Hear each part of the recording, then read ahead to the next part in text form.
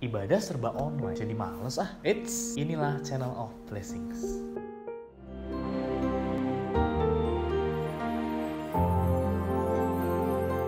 Tidak terasa sudah 1 tahun lebih kita melewati masa pandemi COVID-19. Hal ini berdampak terhadap semua aspek kehidupan kita, mulai dari pekerjaan, pendidikan, bahkan kegiatan ibadah kita. Sebagai orang Kristen, kita mungkin selama 1 tahun belakangan ini lebih jarang untuk pergi ke gedung gereja dan lebih banyak melaksanakan ibadah secara online. Tetapi yang menjadi permasalahan adalah, ibadah itu wajib nggak sih? Kan kalau misalkan online sama aja kita di rumah, kenapa kita nggak beribadah sendiri aja? Saudara-saudari, kita melihat ada sebuah ayat di dalam Ibrani pasal 10 ayat yang ke-25. Katakan, janganlah kita menjauhkan diri dari pertemuan-pertemuan ibadah kita, seperti yang dibiasakan oleh beberapa orang. Tapi marilah kita saling menasehati dan semakin giat melakukan menjelang hari Tuhan yang mendekat. Saudara-saudari, yang perlu kita sadari hari ini, bahwa hari Tuhan semakin dekat. Kedatangan Tuhan semakin dekat. Ada sebuah peringatan di dalam kitab Ibrani yang mengatakan, janganlah menjauhkan diri dari pertemuan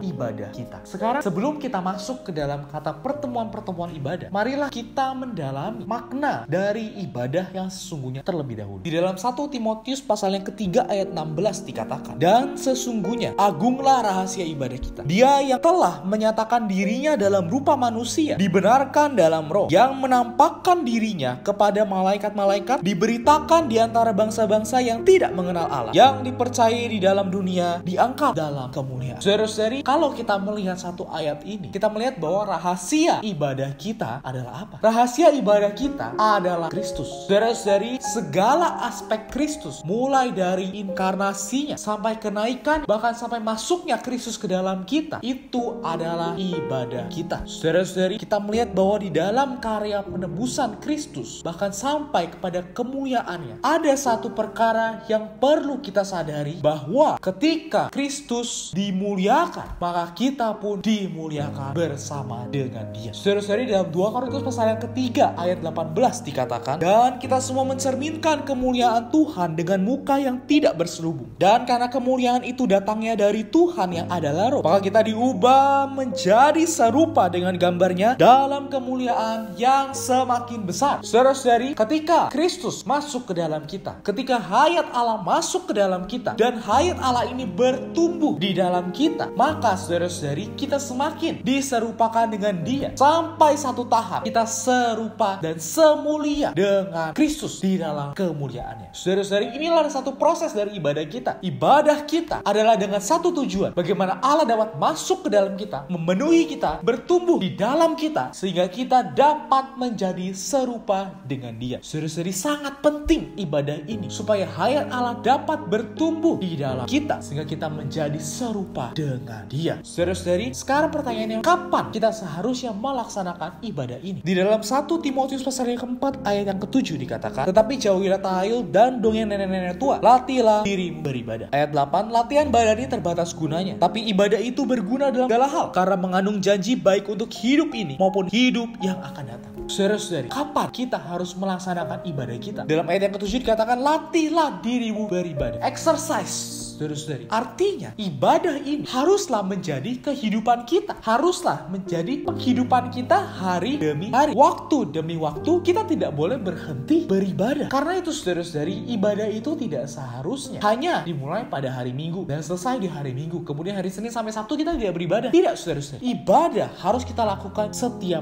hari. Lalu kita membaca Alkitab, lalu kita saat teduh, lalu kita bersekutu dengan Tuhan. Itulah ibadah kita. Karena itu Rasul Paulus dalam kitab 1 Timotius ini menunjukkan kepada kita bahwa kita perlu melatih ibadah kita, melatih diri kita beribadah. Proses kita diserupakan dengan Allah ini harus berlangsung setiap hari. Nah, sekarang jadi pertanyaan adalah, kalau kita bisa beribadah sendiri, untuk apa kita hadir dalam pertemuan ibadah? Kan kita bisa ibadah sendiri. Ngapain kita harus bertemu dalam pertemuan ibadah? Saudara-saudari, dalam 1 Korintus pasal yang ke-12 ayat yang ke-12 dikatakan, karena sama seperti tubuh itu satu dan anggota-anggotanya banyak, dan segala anggota itu sekalipun banyak merupakan satu tubuh, demikian pula Kristus. Ayat 14, karena tubuh juga tidak terdiri dari satu anggota, tapi atas banyak anggota. Ayat yang ke-27, kamu semua adalah tubuh Kristus, dan kamu masing-masing adalah anggotanya. Ayat yang ke-28, dan Allah telah menetapkan beberapa orang dalam jemaat, pertama sebagai rasul, kedua sebagai nabi, ketiga sebagai pengajar. Selanjutnya mereka yang mendapatkan karunia untuk mengadakan mujizat, untuk menyembuhkan, untuk melayani, dan untuk berkata-kata dalam bahasa roh. Saudara-saudari, setiap kita sebagai anggota tubuh Kristus itu mempunyai fungsinya masing-masing, mempunyai karunianya masing-masing, mempunyai takaran karunia yang diberikan kepada kita. Saudara-saudari, karena itu ketika kita berkumpul, ketika kita bertemu di dalam pertemuan ibadah kita, maka tujuannya untuk apa? Tujuannya adalah untuk saling membangun, saling berfungsi, saling menunjukkan fungsi kita di dalam pertemuan ibadah kita. Karena itulah saudara-saudari, kita perlu bertemu. Ada dua macam karunia yang Tuhan berikan kepada kita. Yang pertama adalah karunia kita secara individu, berkat secara individu. Dan yang kedua adalah karunia secara korporat atau secara bersama-sama. Saudara-saudari, tidak cukup kita hanya menerima berkat secara individu saja. Sebagai anggota tubuh Kristus, kita perlu menerima berkat atau karunia yang didapatkan secara korporat, yang didapatkan secara bersama-sama. Saudara-saudari, karena itulah kita lihat di dalam kitab Kisah Para Rasul, gereja mula-mula sangat sering untuk berhimpun, sangat sering untuk berdoa bersama-sama, berkumpul. Maka pada hari Pentakosta, ketika mereka berkumpul, baru bisa turun Roh Kudus. Saudara-saudari, ada berkat yang Allah berikan hanya di dalam pertemuan-pertemuan ibadah. Kita lihat di dalam Yohanes pasal 20. Singkat cerita, di situ ada satu kisah tentang Thomas. Pada saat itu murid-murid Yesus sedang berkumpul dan Yesus baru saja dibangkitkan. Itu datang ke pertemuan itu. Tetapi pada saat itu Thomas nggak hadir. Jadi dia adalah satu-satunya orang yang nggak percaya Tuhan Yesus bangkit. Sampai Tuhan harus menampakkan diri lagi kepada Thomas, baru Thomas bisa percaya. Saudara-saudari, karena itu kita perlu melihat betapa pentingnya pertemuan ibadah. Nah, setelah kita berkumpul, saudara-saudari, apa yang kita lakukan? Kita harus menunjukkan fungsi kita. Kita harus berfungsi di dalam pertemuan ibadah. Kita melayani atau kita sharing sehingga kita bisa saling membangun satu dengan yang lain di dalam pertemuan ibadah kita. Jadi bukan hanya duduk diam dan pulang. Dengan demikian, saudara-saudari, kita akan bisa merasakan, kita akan bisa menikmati karunia yang besar di dalam pertemuan ibadah kita. Karena itu, saudara-saudari, janganlah menjauhkan diri dari pertemuan ibadah kita, dan di dalam pertemuan ibadah itu marilah kita berfungsi sehingga kita dapat menerima karunia korporat, karunia yang Tuhan berikan di dalam pertemuan-pertemuan ibadah kita, sehingga kita semakin diserupakan dengan Kristus, sehingga kita dapat semulia dengan Kristus dalam kemuliaannya. Amin. Marilah kita berdoa.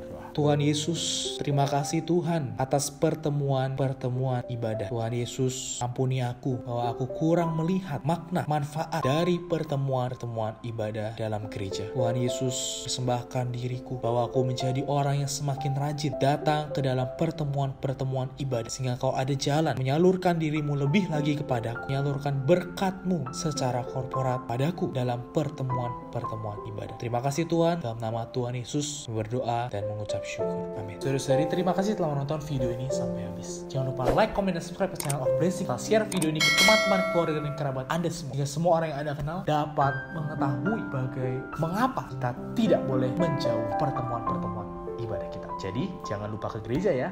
Atau kalau masih online, jangan lupa untuk hadir dalam pertemuan-pertemuan ibadah secara online juga. Amin. Tuhan Yesus memberkati.